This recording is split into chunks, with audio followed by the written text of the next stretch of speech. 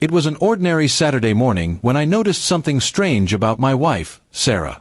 She had been distant for weeks, constantly glued to her phone, smiling at messages she wouldn't let me see. At first, I told myself it was stress from work, but deep down, a cold suspicion grew. One evening, after she fell asleep, I checked her phone.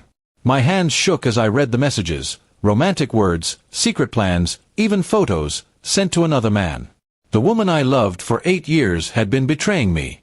I didn't confront her immediately. I wanted proof so strong she couldn't deny it. I installed a small camera in the living room and another in the car. Within 3 days, I caught her bringing the man into our home when she thought I was working late. They laughed on our couch, the same place we once planned our future. Watching it made my chest ache, but my pain slowly turned into something else, cold, calculated anger. For days, I stayed silent, pretending everything was fine. I kissed her goodbye in the morning, cooked dinner for her at night, but inside I was crafting my revenge. I knew she was planning to meet him at a hotel the next weekend, so I booked the room next door. The plan was set. I wouldn't just confront her, I would make sure she could never hide from the truth. That Saturday, I watched her dress in her favorite red dress, the one I had bought for our anniversary. She told me she was going to a friend's baby shower. I smiled and told her to have fun. An hour later, I followed her to the hotel and waited. I could hear their voices and laughter through the wall, each word cutting deeper than a knife. Then I took out my phone and called her mother, her sister, and 2 of our closest friends, telling them to meet me at the hotel for an urgent family matter. I also sent them the video clips from the cameras. By the time they arrived, I had already asked the hotel staff to open her room. The door swung open, and there she was, frozen in shock, wrapped in the arms of another man. Her face turned pale as she saw her family standing behind me, their eyes full of disbelief and shame. The man scrambled to dress himself, muttering excuses, but no one listened. I calmly walked in, placed my laptop on the table, and played every video clip I had collected. No one said a word. Only the sound of her laughter with him filled the room.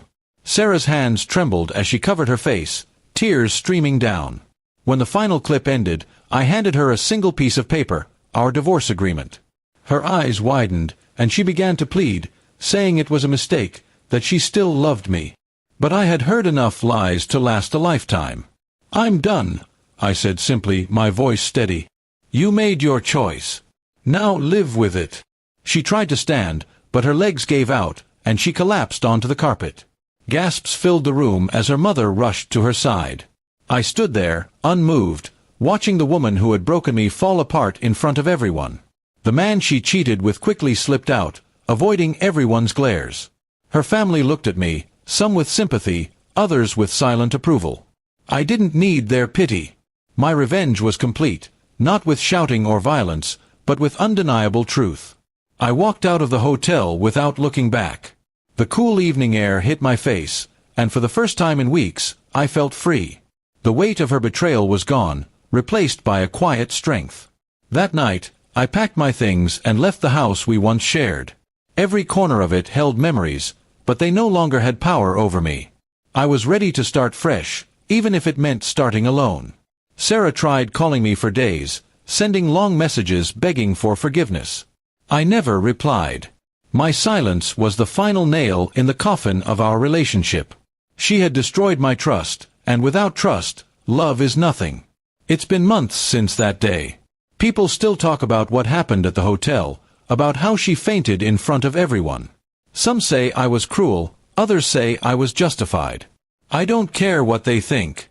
All I know is that I walked away with my dignity intact, and that's something she can never take from me.